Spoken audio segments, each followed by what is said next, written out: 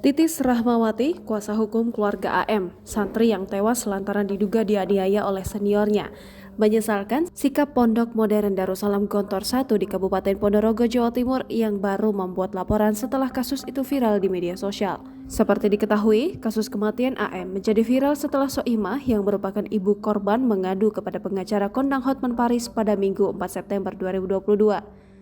Soimah menduga anaknya tewas dianiaya di Pondok Pesantren Gontor pada Senin 22 Agustus 2022.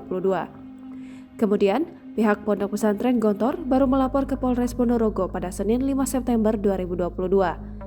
Menurut Titis, laporan dari Pondok Pesantren yang terbilang lamban membuat pihak keluarga harus menanggung risikonya, di mana jenazah korban harus kembali diangkat setelah 15 hari dikubur.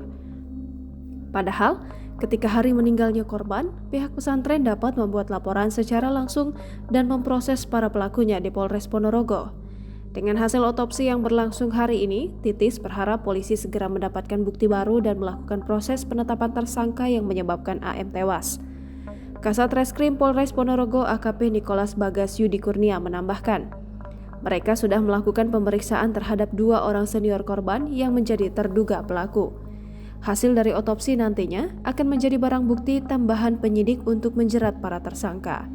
Kedua pelaku sendiri dapat dikenakan Undang-Undang Perlindungan Anak Nomor 23 Tahun 2002 dengan ancaman penjara maksimal selama 15 tahun. Diberitakan sebelumnya, Pondok Modern Darussalam Gontor Ponorogo, Jawa Timur membeberkan alasan mengapa pihaknya baru melaporkan kasus tewasnya santri diduga karena dianiaya kepada polisi.